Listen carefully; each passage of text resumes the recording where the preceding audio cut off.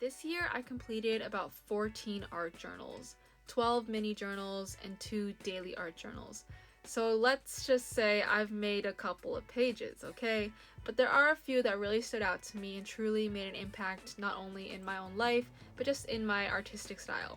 So let's go over a few of them, and I just want to talk about why I really like them and how they really impacted my life.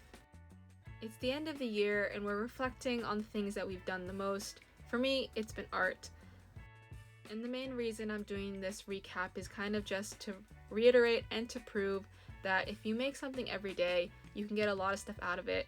Look at all these awesome journals that I've filled up, so many pages, just because I continue to strive for making something every day, whether it's good or not.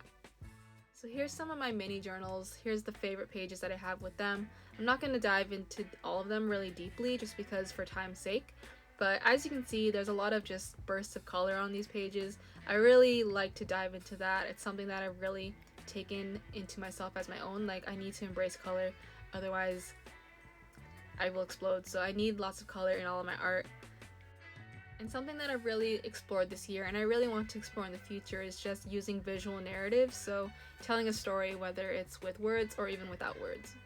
So let's go a bit deeper into a few pages. Let's start with my daily art journals. Of course, I have flip throughs of all of these journals that are online and ready to be viewed, so if you want to look a lot deeper and have tours, there's other videos that I have on that. But here's one of my favorite pages. It's just a big culmination of joyful chaos. I think I really like this page because it's the last page of that journal and I was just really using up all the space, but I was giving it a purpose. So there's kind of just an explosion of just colors, shapes, faces, but it was all there for a reason, and I think everything just fits together really perfectly. And it kind of is just like, it's beginning, you can see the beginning of my art style. That's really what I'm embracing now. And here's another page that I really like because it's kind of using those abstract techniques once again, and you can see I'm building on it. This is only around 2-3 months after the last page we looked at, and you can already see the improvements that are starting to begin here. And I just really like just the details that are beginning. I can see now, like, I love looking back on things because I can see how I've improved just so much, even over just a couple of months. I think I made this page in January, and I still really love it, but I feel like it's very different than the stuff that I make now. But I also feel like this is something that I really love. I'm truly only getting started in my art, and there's just so many things that I have yet to make and to explore, and I feel like this page still fully encompasses who I am and my art style.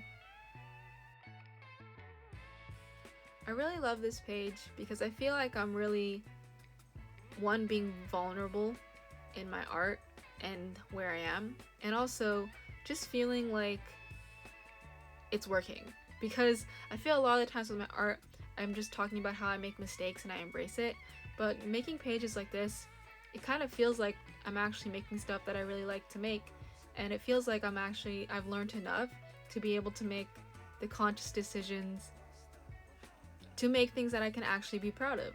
This page here is one of those pages as well where I feel like things are working out. I'm learning how to, layer my oil pastels on top of acrylic paints, learning how to, write white on top of my paint so that the words can actually be seen. I feel like I'm really embracing this style and it's loving me back. I feel like a lot of times I will love art, but the art won't love me back. But when I do pages like this, I truly feel like I'm putting something into it and it's giving something back to me. One of my biggest goals when I make art is to tell stories and to be impactful, not only for myself, but also for others. I want people to see my art and feel stuff from it. So when I make pages like this and I'm able to feel things, it makes me feel very humbled and very vulnerable. But I do it because I know that there are people out there who will love to see my art and will also be impacted by it.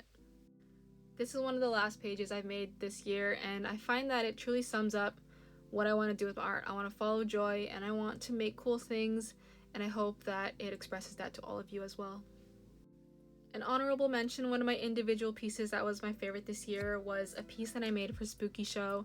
It was super fun because it was in the show and I got to go there, see my own art along so many other great pieces. So this is my honorable mention, probably my favorite piece that I made that was not in a journal.